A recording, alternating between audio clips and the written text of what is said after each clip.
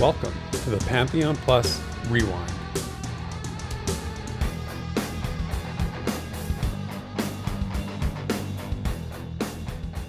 What's up? Welcome to episode 92 of the Pantheon Plus Rewind.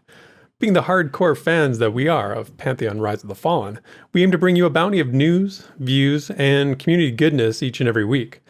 This is an in-development MMORPG that has captured our hearts and minds, and if that sounds like you too, well, then you've come to the right place. This week, we give you the meeting minutes from VR's latest VIP Developer Roundtable. We ask, what makes us look for groups? And we check out some incredible community artwork, and we go lore exploring in the Frail Age. This team meeting is penciled in for about an hour, so you'll find your agendas at your assigned place at the table.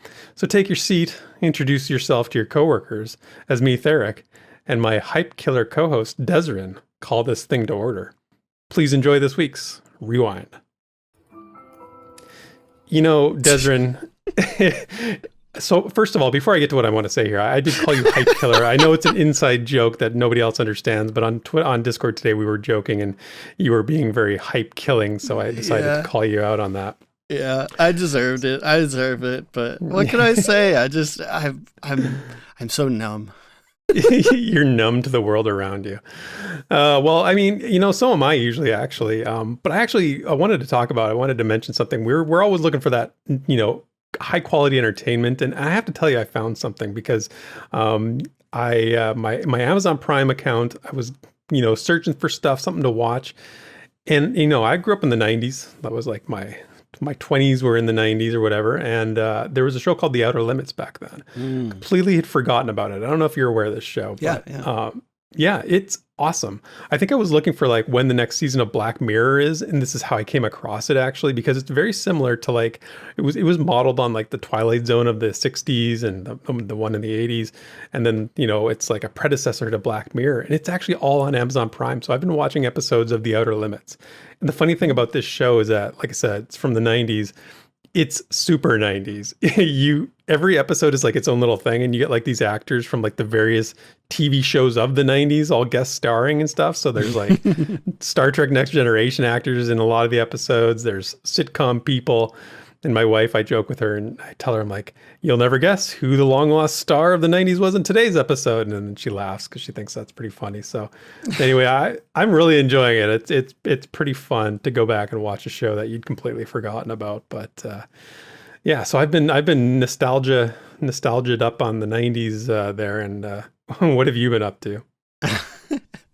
I mean, I would say I've been doing a lot of Elden Ring. Because obviously, but I've actually been kind of like busy the last few days, and but it is funny you mentioned 90s. Now you have me thinking about 90s, and like one of my guilty pleasures, and I'll just say this straight up because I'm not ashamed at all, and anyone can fight me on this. I am a massive fan of Buffy the Vampire Slayer.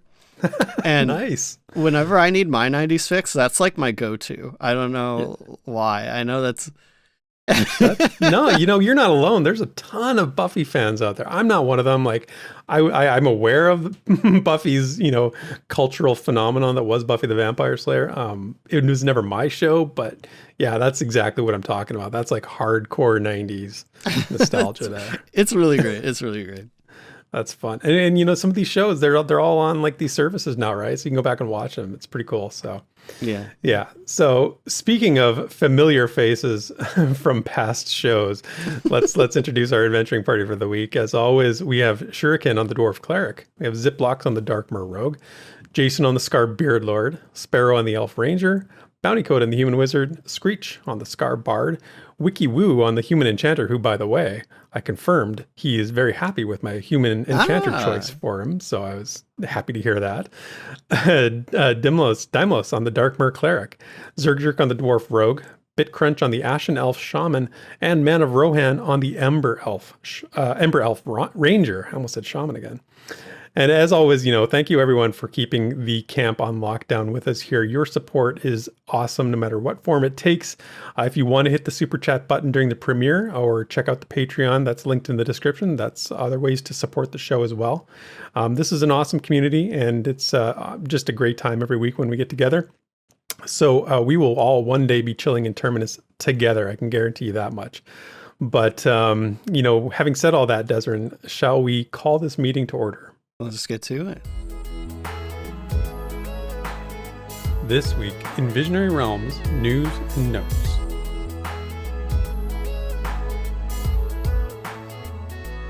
All right, let's take a look at the upcoming events in March hosted by VR. They posted the calendar for their March schedule this week. And hey, look, we've got part 2 of the HDRP pipeline stream coming. We've been looking forward to this one for a long time, right? Yeah. Yeah, you'll recall that part 1 of this stream, this HDRP pipeline demonstration, came out in October of 2021. It featured their lead programmer, Kyle Olson, and senior programmer, Rob Crane. And this is where they showed off the HDRP, how it works. At the time, I went back and watched this because I wanted to reacquaint myself with what was said. There's a pretty cool phrase that Joppa said. He said this is a very significant milestone, and for them at the time to be able to show that off. And then he said, when they do part 2, here's the quote. He said, "It'll be focused on the beautification and looking at more of the product of everything from a more finished, release-ready state."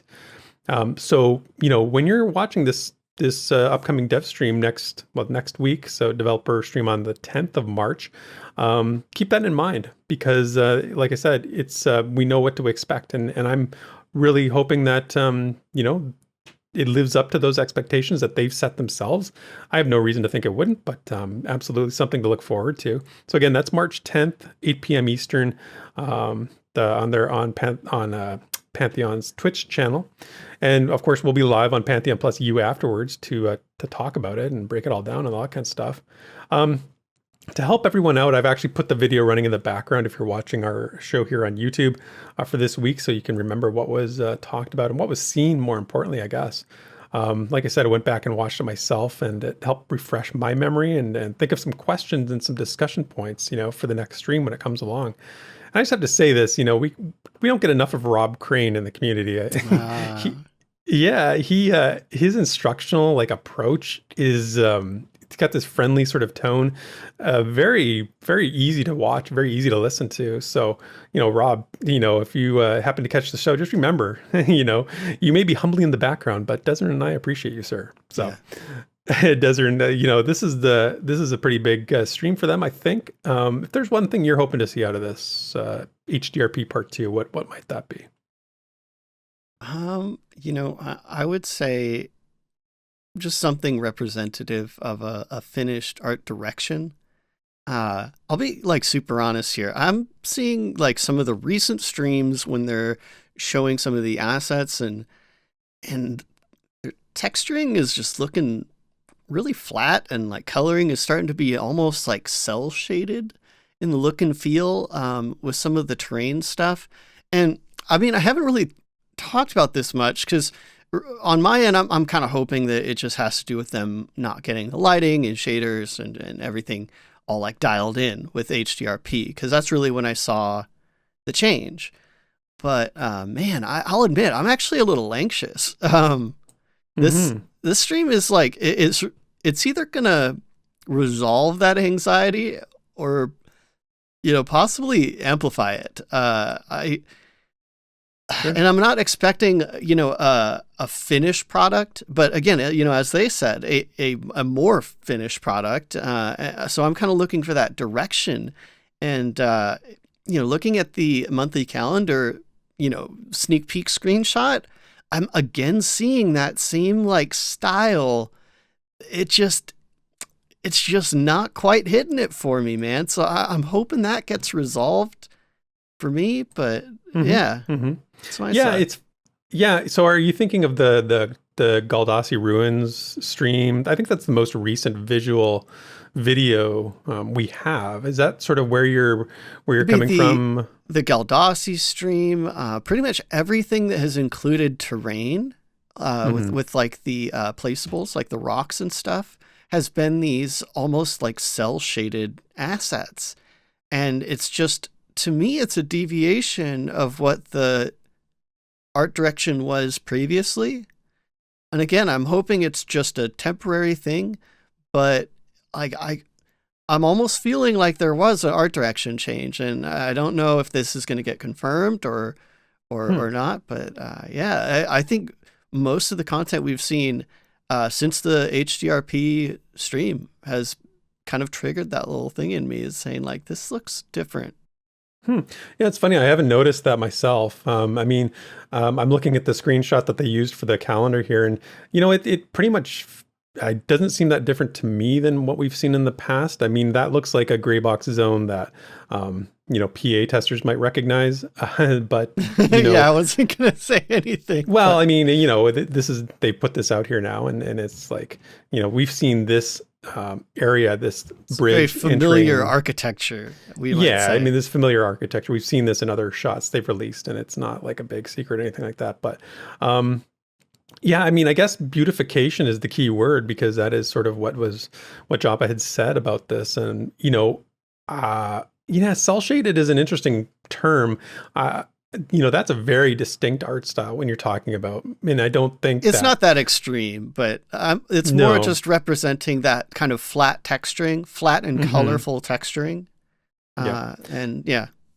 I think when the Galdassi ruins, I can see that a little bit in that video stream that they showed. I don't think it was, I didn't see it as like a drop down or a change in any way. I just saw it as like the same, pretty much from, like that, again, like that screenshot that they showed for the calendar here. So yeah, I mean, this is sort of a turning point for them in terms of, this is what it's going to look like when we get in there with this is the HDRP, the final sort of like, the final product, like they've said. So very important stream on March 10th coming up, I would say.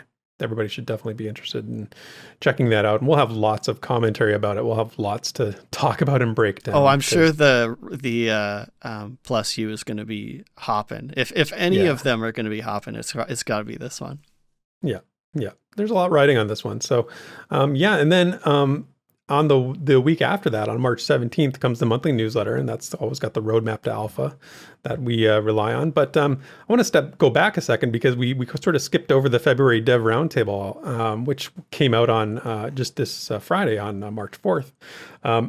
So this was kind of a different one with a couple people that I don't know if we've ever heard from them on a Dev Roundtable before, but it was Gina Rochelle and Lynn Ashworth. They are from VR's HR department, and they were talking about HR and structure and practices and the philosophies of the company and that kind of thing. So it was kind of different, and I do feel like it gave us some good insight on the kind of company VR is. It was not really about like game development. There wasn't any, the stuff that, gets us hot and heavy and talking about this and that and the other and having these fiery debates. It wasn't that kind of a thing. It was more like, here's who we are as a company, which again, we've said, is legit and interesting because we're fans of the company and we want the company to succeed. There were a couple takeaway points that I went through and I sort of boiled it down to. The first one was just interesting how they talked about how they've adapted to the pandemic and remote work sort of becoming the norm. Because even before the pandemic, VR was a different company, and they did a lot of their work remotely. They have talked about it before, how they didn't really have to transition that much when everything went remote. It wasn't as difficult for them as it was for some other companies, and didn't cause the disruption in their work that it caused for other companies. A lot of companies used the pandemic as a, and this is, we can't do this, we can't deliver on this because I've never once heard VR say that. Have you heard that? I think they've like alluded to, certain challenges, but nothing is an excuse, Mm-hmm. Certainly not, at least on the same scale as maybe some other companies. Because who are more, physically located, centrally located, that kind of thing. Gina did talk about having a central physical location would be nice. It would be ideal. But again, then they also pointed out there's benefits to working remotely as well. Like they've got people all around the world with, several Australians on the team. So, maybe they need to open an office in Australia and that's their central location. Who knows? But I thought that was kind of interesting. Another talking point that they came up with here in this Dev Roundtable was something that we've talked about in the community, and that's how VR is planning on dealing with, or wants to deal with, things like volunteered positions or unpaid positions, interns, that kind of thing. We've come from the days of guides and EverQuest, and there was something that's come up in the community because people want to contribute. There's a lot of skilled people in this community that have expressed a desire to contribute to the game's development in some way through just volunteering. But they've consistently said, like the times have definitely changed since those days in EverQuest, and they can't really do that kind of thing anymore. So I thought that was helpful for them to clarify. Yeah. That they can't, Gina basically said that they have no plans for an intern or an apprenticeship program, like that, things that were done in EverQuest. She's talked to, or she said every person in VR has some kind of contract, basically, that's allowed them to survive these, some of the lean times when, their funds were, when they were trying to make every dollar go as far as it could. Yeah. So Desmond, I know we've talked a lot about our gaming histories. Have you ever participated in any kind of guide program, or were you ever part of an official, unpaid position with an MMO? It's kind of sad to bring this up, but I actually had my application reviewed and approved for the Crimson Fellowship, which was kind of like a guide program for Vanguard. But I waited so long to apply because I was young and really nervous. And unfortunately, the same week that I had gotten the email saying all right, let's take the next step, was when the, let's say, turbulence with SOE happened, and either the program was just scrapped or paused for a long time before I could actually do anything. And if they did start it up later, I was already so out of the loop, But I still have the email that I keep filed away. But it just, it makes me sad. Oh yeah, that's a bummer, man. Jeez, wow. I didn't know that. I would be crushed. But I would keep the email too. That's exactly what I would do. I was so close. Yeah, it's a little piece of nostalgia and stuff. But everything else I've helped with, officially, so to speak, has been non-MMO projects, in indie gaming, right, with just through the grapevine, little helps. But nothing like a unpaid guide program or anything like that. Unfortunately, I'd love to though. That'd be so cool. Yeah, that's what I was gonna say. I would love to do something like that, and I think that I'll probably just end up doing it in the game myself, regardless, not as an official. Events, yeah, just as a player, right? We'll talk about this a little later in terms of our our goals when we play an MMO, but I need purpose, I need purpose, and a program like a guide program is just awesome. I regret, it's another one of those MMO regrets I have, that I never put myself out there to be a part of something like that, because I think that those are really the people that are just the leaders of the community. They're the people that are looking to keep the game healthy and keep the game population healthy and make it a good experience. So, it was interesting for them to talk about it, but it wasn't a surprise to hear them say that they can't really do things like this anymore. So, but good to get clarity on that, because it does come up quite a bit. Mm-hmm. Yeah. So another thing, just in terms of their actual employee balance, in terms of full-time versus part-time employees, I thought was kind of interesting. Lynn said they do have more part-time than full-time employees, but they've grown. Their full-time numbers have grown, and it's actually starting to even out as they scale up their production. Lynn talked about the new staff they've brought on, and spoke pretty glowingly of their recent hires, saying, there were no red flags, just green flags for all the people. And of course, that raised the question with me, did they look at Minus's resume very closely? Because I got to tell you, I got to figure there's some red flags on there somewhere. But, of course, I'm kidding. I love Minus, and he's a super solid hire for them. But as long as they don't have any company camping trips planned, bears and all that stuff, they'll be okay, right?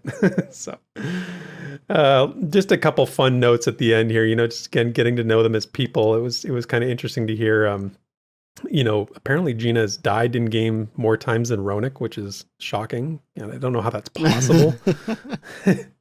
But he doesn't. I guess he's not the champ anymore when it comes to in-game deaths, testing deaths. Yeah. But so you can. Don't worry, Ronick. We believe in you. You can get that title back. I'm pretty sure. And then they kind of joked about what class they would play if they were each, HR people in the game, and or what they thought the best HR director would be, the class.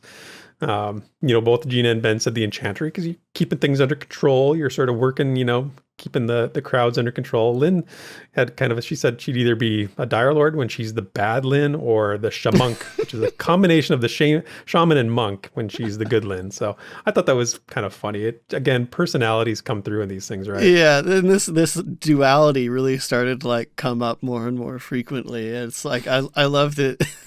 You go from the scariest to the most zen, the most right, in tune. Exactly. I think my HR person at my real job is definitely a Dire Lord. I'm sorry, they're not fun to deal with. I think they feel like they drain the life out of me, and my blood is seeping out of my skin at all times. Yeah. I'll have to refer them to this podcast. Yeah, please, HR person, if you listen to the rewind, then don't fire me. I didn't mean it. I'm sorry. You're not a Dire Lord. Anyway, it's a fine listen. I highly recommend everybody go listen to this when it goes public March 4th. And of course, the next one is coming up on March 25th. If you look at the calendar, VIPs can join the Discord to catch that live, and otherwise it goes public a week later. So that's the news from that. I did want to touch the Pantheon Twitter account, because they had a really fun question this week. It was actually from last week, I think. So sometimes we fall behind a little bit, but I wanted to make sure this one got a mention. This is the question. They asked for community opinion. They said, do you set goals for your main character, or do you fly by the seat of your pants when it comes to MMORPGs? If so, what are some of your main goals, and why? So again, it's an interesting question, because I feel like the mindset you go into a game with really determines what kind of experience you can have. And I'm going to give a very recent example of this. But before I do that, Desmond, I'll ask you first. Do you set goals in an MMO, or do you just sort of go into it and take it as it comes? Oh, dude. My pants are flying. I have so little direction in MMOs anymore. It's kind of ridiculous. I don't know where that turned around for me, because previously, while I have been known to just kind of sit in Keynotes and talk in OC chat, probably more hours than actually playing, but I used to at least have certain things that I could work on for an extended amount of time, and nowadays it's just kind of the squirrel mentality, well, it's where the wind blows. It's where where the wind takes you. Yeah, it's interesting. So I made a video that went up this week on Elden Ring, and I showed off sort of what I've been doing in Elden Ring, and what I wanted to do was sort of set a goal for myself. And this is exactly on point here, because my goal was to sort of document all the flora, the fauna in the early game, just as you're starting out in that game. So I wanted to do a little guide, and what I realized when I was doing this was that having that goal, it's not a goal the game sets, it's a goal I set for myself to try and document everything as much as I could, was really fun. That was really fun. Yeah. And that's the kind of goal I like. Now, there's goals I don't like, which is so to have a goal in an MMO, you have to actually I think you have to look things up, and you have to see what is down the road, so you can exactly. set you have your to course know what is ahead in order to set your path. And I don't like to do that. I don't want to look stuff up. And I experienced that a little bit when I was making my Elden Ring video, because I was looking at the wiki to try and get some information about things. And I'm I saw some other stuff. I'm I wish I hadn't seen that, because now I know that that's a thing, right? So I'd rather discover it. I'm the same. I'm trying so hard not to, spoil myself. And if I just open up YouTube, you just see thumbnails and you're like, what?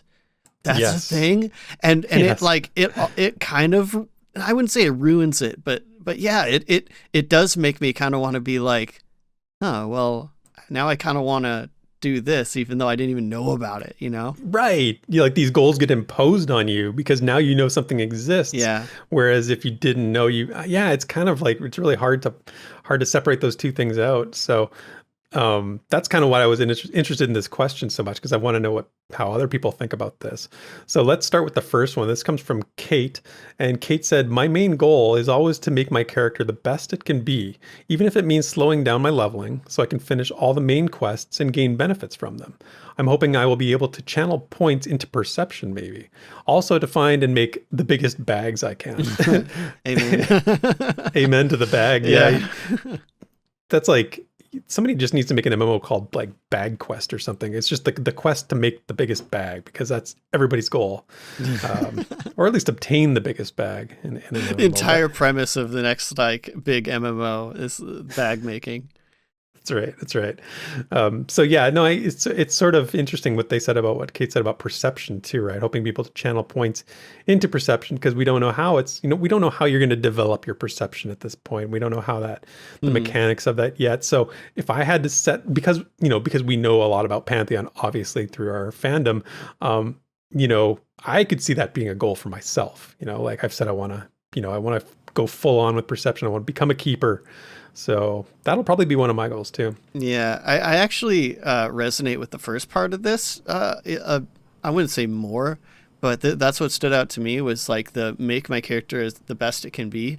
Because even though I wouldn't say it's like a specific goal, right? It's very like open ended, but I am very self competitive, and so when it comes to like learning a class in a game, like, even if no one else is like holding me to a certain standard, like I want to, I guess, min-max-ish as much as possible, like within my own like knowledge, I guess. Right. Like I want to try to be as good as possible at my class, sub other standards. Right. So right. I mean, you have a high standard for your character. So, but again, then it goes back to what we said earlier. Do you look at builds for that character type then, so you know how to do that? Or do you just trust your own judgment to be able to do that on your own and like, how do you navigate your road to your goal, right? Yeah. It's so tricky. But I get it for sure. The next one's from JDP. They said, I explore the game and I see where it takes me until the end game. Then I set goals, usually to get all the achievements, to do all the raids, get the best gear, collect the collectibles, et cetera, et cetera.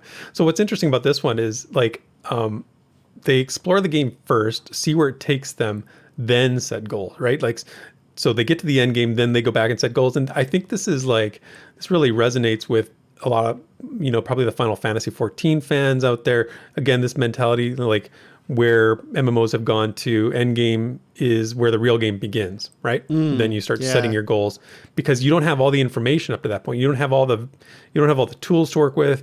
You don't have all the like the different mechanics maybe haven't opened up, or different like systems in the game haven't opened up fully until you get to that point. So there you can set your goals, right? Yeah, I feel like this is probably one of the most common.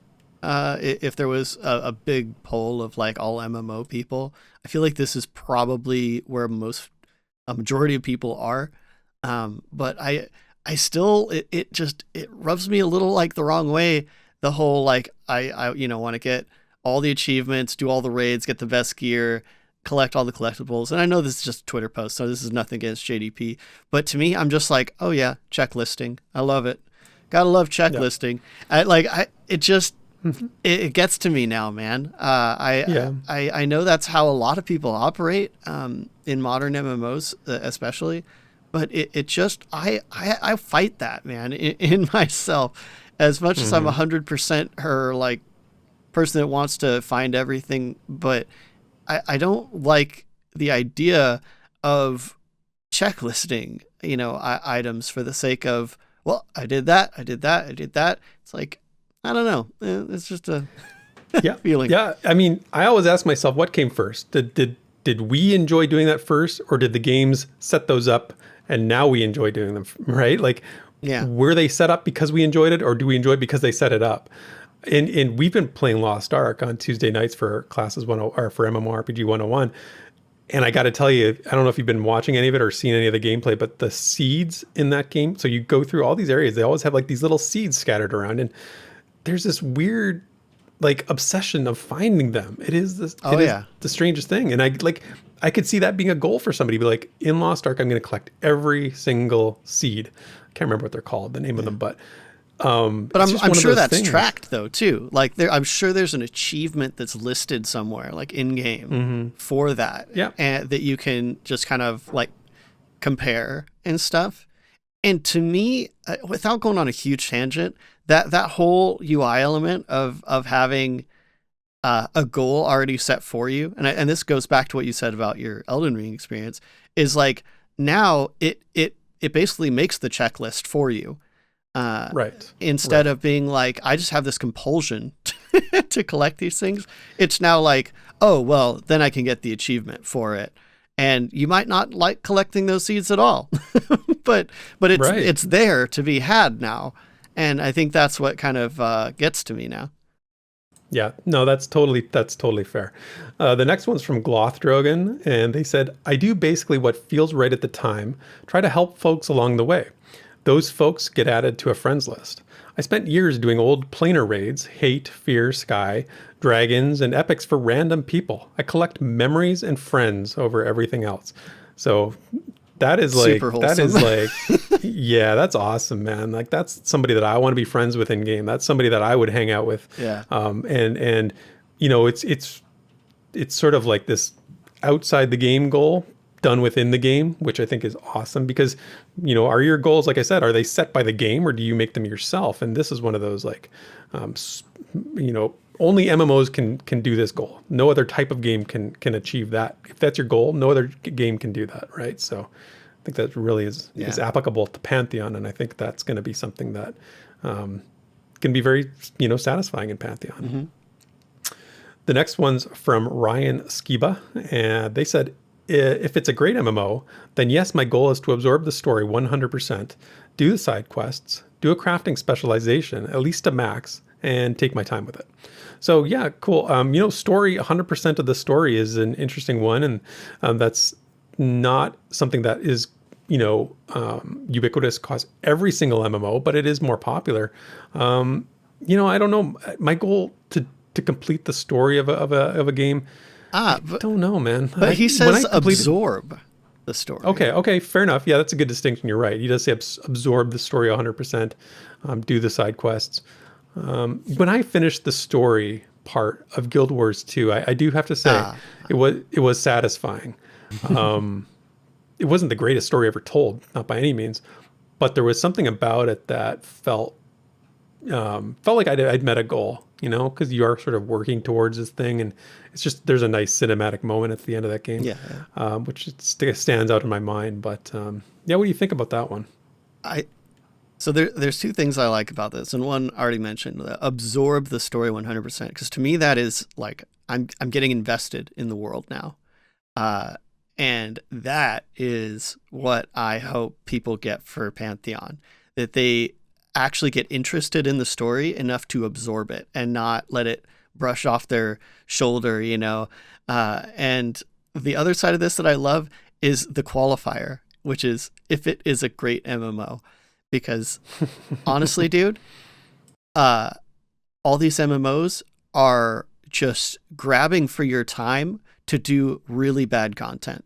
And if this was about doing all the side quests, and you pass it through that qualifier, if it's a good MMO, like if the side quests are worth doing, if they are interesting, if they're actually something that engages me as a player, and I kind of want to pass all of my desires for the game through that same filter, is if the game deserves my time like that. And so not even saying like, oh, well, like my time is so like precious, and you know, you need to make your game so that my, like, you know, 1 hour a week can, you know, anyway, not that. It's saying like, if they put effort forward to make quality game, I will put effort forward to absorb quality game. And I love right. that mentality. And I think we really need to like stand on that in this industry, because we're given so much, but usually it's of so little quality, but we still feel compelled to complete the content because it's just like what we do now. We just do it like mindlessly because it's something to do, not even asking like, does this game even deserve me like spending my time on this? Yeah. Asking yourself, am I having fun, or am I just doing this because it's a thing that I have been set up to do? Yeah, I don't know. I mean, everybody's definition of a good MMO is a little different, but a well-made MMO is definitely not, not quite as subjective. But, it depends on how you define a great MMO.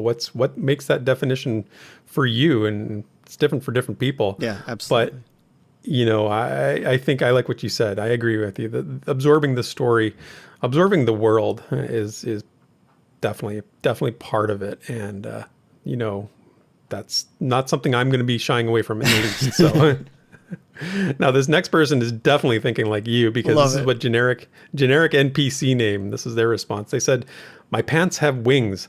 I never know what to expect most of the time. I have found I am fond of just jumping in with no knowledge and let the experience take me." So just like you said, love it. I always say, like, let games come to you. Like, don't force yourself upon a game. Don't go into it with like trying to fit a square peg into a round hole. Like, just at first, let it just unfold before you, right? Like, I think that we get too much like mentality overlay put onto these things sometimes, and it sours the experience. Yeah, I'll put it this way, because I don't know why I'm feeling a little feisty, but like, yeah, you are feeling feisty. I noticed that. I like it though. I think I'm just fed up this week, honestly. but if you have to fix your game that you're playing, it's not worth it. Like, if you have to put forth extra effort to make the game work because the developer either neglected a major part of it, I honestly feel like it doesn't deserve that chunk of your time. Obviously, there's going to be some lack in every title, but if you're going into a game and in order to play it reasonably smoothly, you have to add 20 mods, or you have to like do all of these out of game like research bits to actually have a good time. I'm thinking you're basically trying to fix the game, and you're really giving up your own time a little too easily, I think. Yeah. And it's just sad that we've seen so much of that lately. Like we've become very attenuated to that experience, unfortunately. Yeah. So and this goes right to what Pantheon's, they want to get it right. They know they need to get it right. We cannot have that happen with Pantheon, because it will just, we've seen it so many times and too many times, and they know it, we know it. We've got to be patient. It'll happen, and they'll get it right. So for all those reasons. The last one comes from Fat Lou, and Fat Lou says, "I have not played a traditional fantasy MMO in ages, but looking back at EverQuest 1, both gear and gameplay were level locked at different points along the path to max level. It led me to be gear for my current level and experience driven. So focused on a piece of gear, focused on attaining something through an experience." That's a very much one of the things I've noticed in Elden Ring, and like I said earlier, when I was looking at the wiki to try and get a piece of information, is that I would see something, I'm like, oh, I wish I'd seen it. But then again, it reminded me of EverQuest, because there were a lot of things in EverQuest that you only heard about. I'd never seen a picture of, a raid boss. I'd never seen a picture of Nagafin for a little while at least, and then but I'd heard about it. I'd heard, oh, there's this dragon, and if they drops this epic cloak of flames and all these things, and I'm like, wow. And when you hear about things like that, that sets a goal, right? I love that kind of thing. That's the kind of thing that I can get behind, when you don't even it exists, but you don't research it. You don't know every little piece of information about it. It's more vague. Maybe it's a rumor, or maybe it's like somebody's what is that line from like Ferris Bueller where it's like my cousin's best friend's sister's girlfriend's boyfriend herd. It's like that's what I'm talking about. Yeah. So I like that. So that's it for the Twitter questions. Thanks to everybody for responding with those ones. We're happy to shout you out on the show here. And that's it for the VR news. A couple of quick notes. I do want to make a quick mention here at Pantheon Plus. It's been a super fun week for us. We've been doing the MMO March Madness. It's in full swing. If you don't know what this is, it's a mega bracket. It's putting all the biggest MMOs of all time up against each other to finally determine, who's king of the hill for fun, of course. It's in our Discord, which is linked in the description if you want to get in there and join in on the fun. It gets pretty feisty. We've had some pretty fiery debates, you included. There's a channel that's called Smack Talk. So you have to utilize that. Get in there, talk your smack, tell everybody why they're wrong, and especially tell Drac why he's rigged the whole system to get the ones he wants to win. That is a common theme. It is a common theme because people think that their game is rigged, set against. So, just to give you a quick update and sort of let you know how things are going, we've had, a couple people move on. So Lord of the Rings went up against ESO in the first bracket. Lord of the Rings Online took that bracket. So they're moving on. We've had, Matrix go up against Eve. Eve won that one. The biggest one that we had, of course, EverQuest is a favorite here, went up against RuneScape, took the first bracket. And then right below it, Final Fantasy XI went up against Vanguard. Now this was close, and we were touch and go for a while, but Vanguard pulled through. I know Final Fantasy XI is a great game, no denying that. But our beloved Vanguard is now up against the beast that is EverQuest. Yeah, so I'm not holding my breath. Yeah. So I've put a picture of the bracket in the video here, so you can all check it out. And again, it's so much fun. Just jump in there. Doesn't just lots of fun. Anything to say about the brackets here that you noticed? Dude, how the heck did Blade and Soul win over PTO?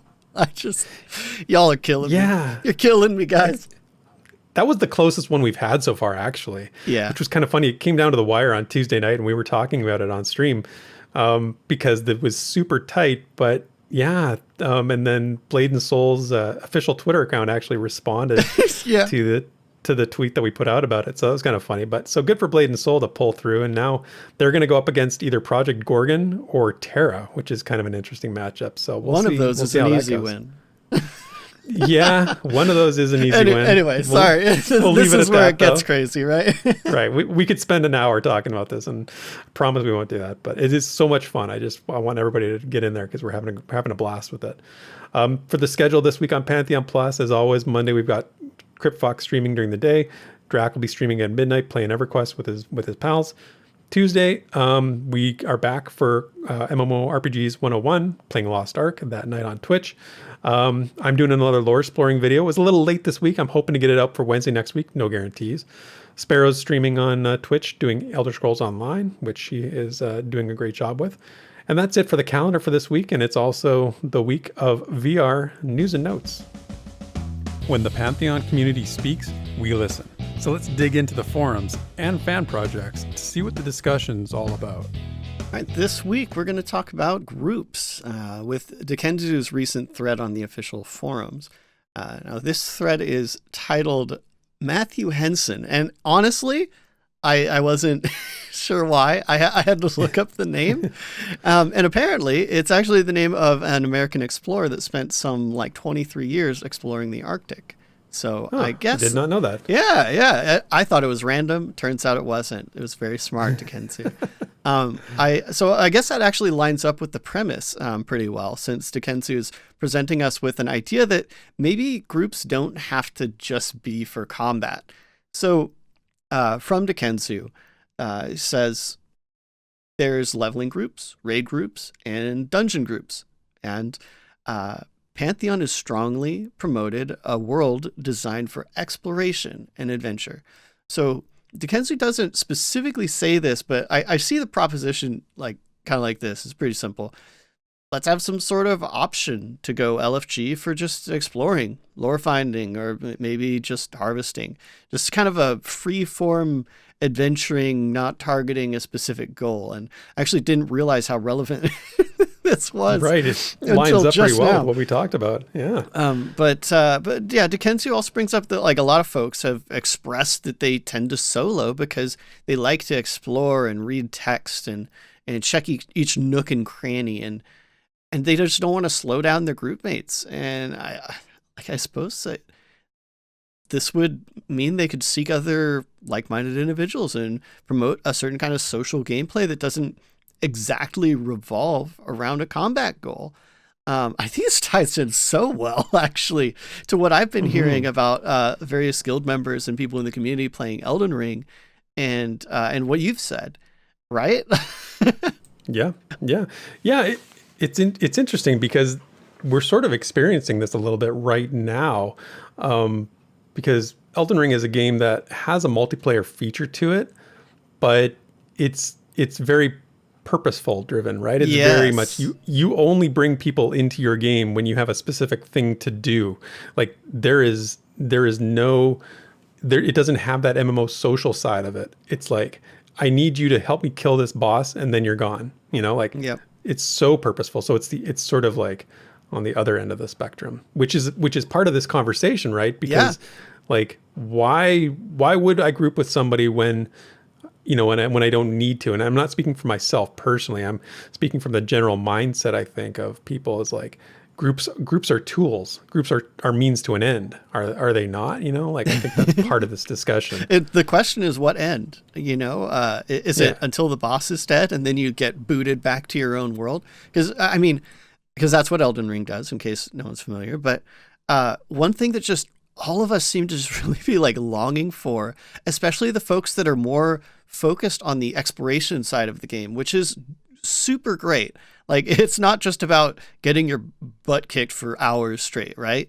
And we have a lot of people in the community that are like, man, if only we could just adventure together, like permanently, like full co-op. And it's just, like I said, it's this longing.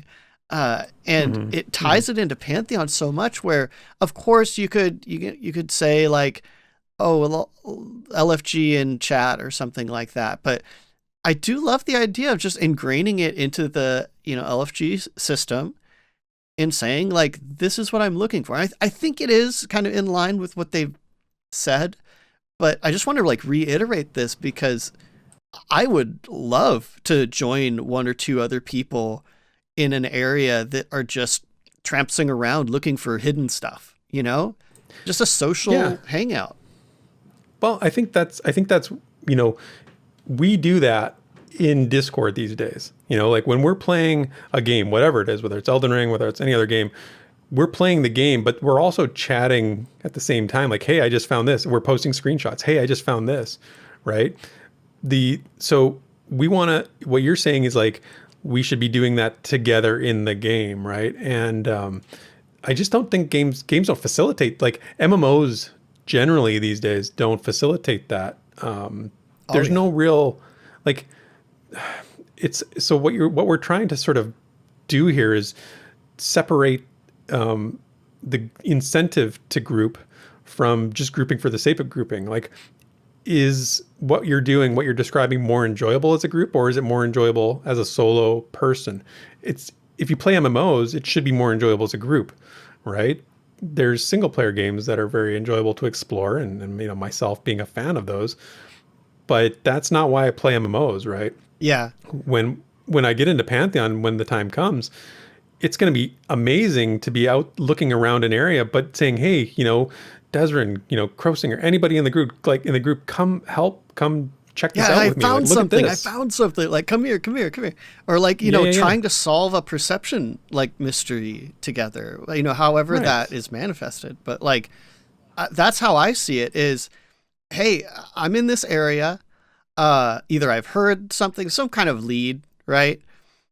Or maybe just a free form kind of a thing, but just other people that are looking around, you kind of get together and you have a better chance of finding things, like even groups that are like, hey, I want to go around in, I don't know, like Throne Fast and join a few people to just climb stuff and see if we find anything. And if someone finds something, now we know there's something there or that it could be there. and you just kind of have this collective like conscience when it comes to exploration. And I think that could be really exciting and socially stimulating. Like how good are the ties when you're actually finding stuff with other people, you know, like that, it just sounds really good and a nice, like simple implementation of like to facilitate that. Like you said, just right. Put it in the game so that it's there. So my question then becomes, you know, if you're a game dev, you're a designer, and you're hearing this conversation, are you thinking, yes, that's what we want in our game, so let's incentivize it. Let's give people an experience bonus for grouping together and discovering things together in a group. You get 10% more experience if you're grouped with 6 people, or, you know, have a full group when you discover a perception ping. Like, how does that sort of sound to you? I, off the cuff, because this is something I haven't delved too deep into and really like thought out, but I do like inherent incentives to grouping, even if they are experience based, at least on the surface. Like I said, I have to kind of dig into that more. But yeah. I mean, in that exact scenario, I think that is one great incentive, as long as it doesn't turn into, you know, something balanced enough so that you're not just like joining a group and no one talks to each other just because you get the XP boost. Right. You mean like my Elder Scrolls Online guild that was like crafting Matt's guild? Yep. Yes, exactly. But I think mechanical things like, hey, I found this, you know, symbol on this pedestal over here, and oh, my buddy across the zone found a similar icon over there, and, you know, the third person over there, hey, let's all interact with these at the same time. That kind of a thing that really is mechanically incentive to group with other people. Like, that's the kind of stuff that I think we could really push into with Pantheon. And I know that's a little outside of LFG option. No. But you said, incentives. Makes a lot of sense. Yeah. Yeah. I mean, it makes a lot of sense. I think it's common interests, and we have means of doing these things outside of the game so easily these days, you know, whether it's a group in Discord, a voice group, and we're all sort of together, but we're just not together in the actual game doing these things. Yeah. So, you know, again, are groups a tool, or are groups, you know, their own reason for existence is just they don't need a reason to exist. You know, you can have a group finder. You know, there's been jokes, you know, since Pantheon's been in development since the early days, you know, the P harmony, right? The finder for people of similar interests, right? Going back to that stuff that Brad really wanted to do and had talked a lot about and had ideas for matching people by their outside interests, you know, like when you know, they're not doing this anymore, and at least they haven't talked about it in any recent venue, I guess. But the idea is the same. The idea is you should enjoy hanging out with other people in the game for the sake of hanging out with other people in the game. It doesn't need to be for, you know, a goal. It doesn't need to be purposeful. Yeah, exactly. Like throwing back to what I was saying in the Twitter questions thing, like if it has to happen outside of the game, like if you have to seek outside of the game for gameplay, you know, I think that I see that as something that developers could have done better. Sure. And I think it's just, yes. Yeah. It's hard. It's hard to do these kinds of things, right? It's hard to make them, put them in a game. And when we've gotten so, what is the expression? You know, if you give players a chance, they'll optimize the fun out of your game as soon as possible. Yes. You know, like totally true. And that's kind of where this goes. You know, that's kind of where this discussion leads. Is like once people realize that, you know, being a group is, if it's a hindrance in any way, or if it's a detriment to your progression in the game, it'll get phased out immediately by the players. Oh, right? Yeah. It's a massive like digital form of natural selection, right? Where the players will just always find the fastest route, you know, whatever. But this is just about making the space and making it clear that it's part of the game, setting the precedent. Is kind the culture. Yeah, setting the culture for the game. I think that's right. Yeah. And while I'm sure the community will do it outside of game, I honestly I would expect some part of the game to direct you in this way. So, and a lot of I hope people in the so. thread thought the same thing. They would love at least the option in LFG to go for an exploration group or a role play group or whatever. So I would say if y'all have your own ideas or opinions, go check out the thread. Go check out Dikenzu's awkwardly titled thread. I got to look up more about this Matthew Hendon or whatever his name was now. I like stories of Arctic explorers. I'm into that. It looks really cool. There was a full Wikipedia on it, but I was kind of in a hurry, so I just quickly read the first bit. But I'm sure he's a very interesting person. But anyway, nice. On that note, that's going to be it for this week's community discussion. The Pantheon community is full of cool projects, new people, and things that are just worth sharing. What's this over here? Look at that. So let's see what we can find in this week's Community Spotlight. Right, another dry week in anticipation for the coming dev stream, I expect. But hey, I'm sure this segment will be packed soon enough. Yep. But our friend and all-around good guy, RedbeardFlynn, did put out another Getting Classy video last week, and this time covering the monk, which apparently is Redbeard's fallback class, because he's, setting his expectations correctly in that the necromancer is might not be there for him. Exactly. So good on him. And but we always love Redbeard. He's got a nice mix of information and fun, so I haven't watched his latest video yet. I saw it on my feed, but I haven't watched it yet. But it's the monk is like the only class where we've seen that spotlight video on, and I think it's easy to be hyped about the monk because of that, and I look forward to watching that one. Yeah, and he even points that out. It's like there is actual information, recent information. Actual information, right? So I can't wait to see more of those. But yeah, and no new fan fiction or introductions, but in the absence of more community-made content, I did want to use this space to just point out a few MMO and gaming article websites that tend to cover Pantheon news whenever it happens. If you want to check them out and show your interest whenever they post Pantheon-related content, because this is good for the game getting coverage. And so we've got I got 4 here. One of them obviously y'all have heard of, which is MMORPG.com. But there's also MMORPG.gg. There's MMOBomb.com, which it's thebomb.com. Thebomb.com. And then MMOgames.com.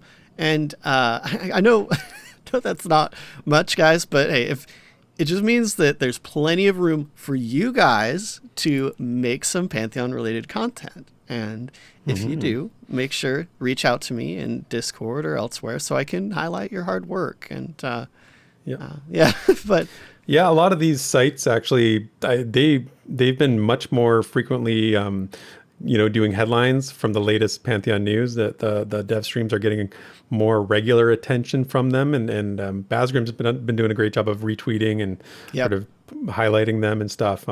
Massively is not my favorite site in the world, but they are a major MMO site, right? So they do cover it as too. I know it's not on your list here. I don't know if that's because you don't like them either, but I say I don't like them. I just find that sometimes there's a bias with their reporting, but that's just my opinion. I actually thought about it because same reasons as you. I'm sure once Pantheon is really hitting home runs, they're not going to be able to avoid it. But I feel like the last few things they put out on Pantheon have been ill-informed. Anyway, a little headline grabby. Anyway, I think that is going to be it for this week's Community Spotlight. Sit back and relax. It's time for the lore you know. All right, it has arrived, my friends, the conclusion of the central tale of Terminus, at least for now, as much as they've shared with us from Visionary Realms. The Frail Age has seen shadows rise and fall. It's seen races ascend and depart, and the stories within the fray begin and end. This week, we hear about how the shards of the conflict lie in modern-day Terminus. There's many questions that sit before our eyes as the world awaits our entrance to begin to answer some of these riddles. Can a people survive without a connection to their pantheon of deities? What remains of the Jinto and the dichotomy that emerged from their people? Will the dragons ever return to Terminus? So sit back, sink into the words and the world of J.N. Gerhardt, lead writer for Pantheon, as I read the final words of The Frail Age. But now I turn to an unfortunate duo, the undefeat of the Revenant and the rise of the Union of Shadow. As for the Revenant, there was no force great enough to exterminate them completely.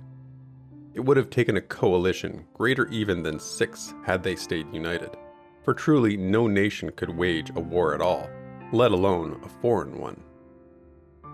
This blow, not fully struck, kept the Revenant forces scattered, but not destroyed, most notably gathered back at Mount Halther and Bakram, though other haunts linger in Kadrahor and others. Perhaps Avendir, with his emerging clout and thriving nation, could have led a series of wars in the following decade, but no such plans were undertaken, though evidence shows they were considered. This peril may come back against us all, though mercifully it has not yet. The Union of Shadow are a different breed of malice entirely, with origins that bizarrely trace back at least to the Zealots of Ra, mad followers of the imprisoned dwarven high mortal Ruzek. This methodical group is a powerful plague upon every corner of the globe. Dwelling in hidden fortresses, or vaults, they have darkened the art of Rozek's imprisonment, which, I confess, is poorly understood. In some manner, they have held power over dignities, warlords, high priests, and mortals. By what force they wield this control is gravely unknown. Before any effort against them physically can be taken, they seem to warp the aim of those about to attack. When precious information is on the eve of exchange, the knower suddenly loses their nerve, if not their mind. I shall close this brief recounting of the story of Terminus with the second void of the Deicide War, that of Lament. I have mentioned the celestial boundary and its effects. We have seen it grievously abused by the Ravaging Lord, and mercifully circumvented by the sacrifice of Janavi. There is the account of the Mer goddess Sirenai saving her people despite the boundary, though at tragic cost, and the persistent possibility that the war wizards were created by the pantheons of each race, which would require such magnificent collusion amongst the gods, I struggle to embrace it. Thus, we find whatever principality set this barrier in place between the immortal and the mortal severely strengthened it once the War of the Gods was over. For where there could be felt a whisper of their divine presence before, the races of Terminus find now it is oft merely a breeze. A vision is often just a dream, a premonition most times just paranoia. Is that to say there is no spiritual realm among us? Certainly not. But we are creatures of worship, who are being denied like a child denied its parents. What will become of this age of frailty, none can say with true, tested foresight. Will Terminus stay the splintered remains of other worlds as Semina described? Or shall it heal and grow into one vast expanse, as he surely must have hoped? I have read countless predictions, a deplorable enjoyment of mine, heard from a number of oracles, the most reliable of whom are insane, and even suffered a soothsayer or two, an abject, unhygienic lot. All stand in need of their parents. Thus, I submit to the reader, in this year of 987 Ithilsprin Hiljan, we can do precious little but reach for the unseen hand.